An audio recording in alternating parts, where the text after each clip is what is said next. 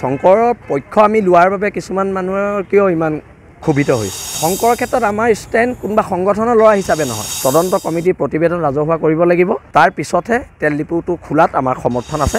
নহয়, শংকৰজ্যোতিৰ ক্ষেত্ৰত আমাৰ ষ্টেণ্ডটো এতিয়া যিহেতু বিষয়টো ন্যায় ব্যৱস্থাৰ এটাৰ মাজত সোমাই গৈছে, ন্যায় প্ৰক্ৰিয়া এটাৰ মাজত, সেইটো ন্যায়ালয়ে ৰায় দিব। আমি আশা ৰাখিছোঁ অতি শীঘ্ৰে জামিন পাব।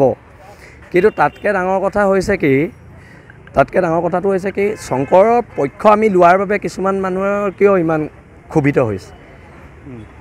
আমি লৈছোঁ আমাৰ কথা, আমাৰ সংগঠনৰ আমাৰ ষ্টেণ্ড। আমি কি বেলেগ সংগঠনক সুধি আমাৰ সংগঠনৰ ষ্টেণ্ড ল'ম নি?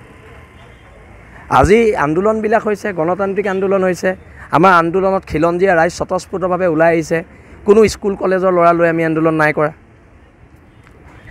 কোনোবা স্কুল এখন বন্ধ কৰে আমি ৰাজপথত আন্দোলন কৰা নাই।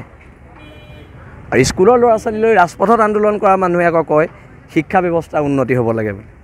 সেইবোৰ কেনেকুৱা ধৰণৰ কথা? ল'ৰা ছোৱালীয়ে ক্লাছ কৰিব নে আন্দোলন কৰিব?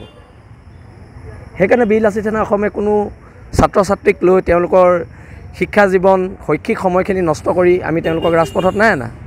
আৰু সেইকাৰণে বীৰ লাচিত সেনাৰ লগত খিলঞ্জীয়া শক্তিটো আছে কাৰণে আমি ভাৰতীয় ছাত্ৰ ছাত্ৰী নাই অনা। আৰু শংকৰৰ ক্ষেত্ৰত আমাৰ ষ্টেণ্ড কোনোবা সংগঠনৰ ল'ৰা হিচাপে নহয়, খিলঞ্জীয়া ভূমিপুত্ৰ যুৱক হিচাপে এইটো ষ্টেণ্ড আমাৰ তেওঁৰ ওপৰত। কাইলৈ আলোচনা হ'ব, কিন্তু এই বিষয়টোত এখন দণ্ডাধীশ পৰ্যায়ৰ তদন্ত কমিটি বনাই দিছিলে। তদন্ত কমিটিৰ প্ৰতিবেদন ৰাজহুৱা কৰিব লাগিব।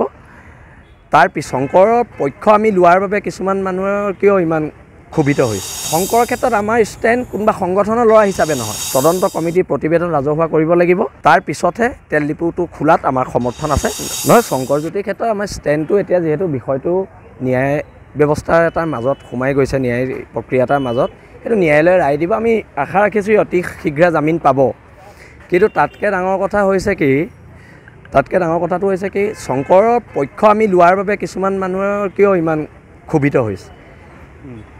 আমি লৈছোঁ আমাৰ কথা, আমাৰ সংগঠনৰ আমাৰ ষ্টেণ্ড।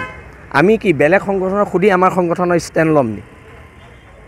আজি আন্দোলনবিলাক হৈছে, গণতান্ত্ৰিক আন্দোলন হৈছে। আমাৰ আন্দোলনত খিলঞ্জীয়া ৰাইজ স্বতঃস্ফূৰ্তভাৱে ওলাই আহিছে। কোনো স্কুল কলেজৰ ল'ৰা লৈ আমি আন্দোলন নাই কৰা।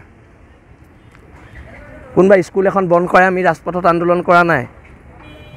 আৰু স্কুলৰ ল'ৰা ছোৱালী লৈ ৰাজপথত আন্দোলন কৰা মানুহে আকৌ কয় শিক্ষা ব্যৱস্থা উন্নতি হ'ব লাগে বুলি। সেইবোৰ কেনেকুৱা ধৰণৰ কথা? ল'ৰা ছোৱালীয়ে ক্লাছ কৰিব নে আন্দোলন কৰিব? সেইকাৰণে বীৰ লাচিত সেনা অসমে কোনো ছাত্ৰ ছাত্ৰীক লৈ তেওঁলোকৰ শিক্ষা জীৱন, শৈক্ষিক সময়খিনি নষ্ট কৰি আমি তেওঁলোকক ৰাজপথত নাই অনা। আৰু সেইকাৰণে বীৰ লাচিত সেনাৰ লগত খিলঞ্জীয়া শক্তিটো আছে কাৰণে আমি ভাৰতীয় ছাত্ৰ ছাত্ৰী নাই অনা। আৰু শংকৰৰ ক্ষেত্ৰত আমাৰ ষ্টেণ্ড কোনোবা সংগঠনৰ ল'ৰা হিচাপে নহয়, খিলঞ্জীয়া ভূমিপুত্ৰ যুৱক হিচাপে এইটো ষ্টেণ্ড আমাৰ তেওঁৰ ওপৰত। কাইলৈ আলোচনা হ'ব, কিন্তু এই বিষয়টোত এখন দণ্ডাধীশ পৰ্যায়ৰ তদন্ত কমিটি বনাই দিছিলে। তদন্ত কমিটিৰ প্ৰতিবেদন ৰাজহুৱা কৰিব লাগিব। তাৰ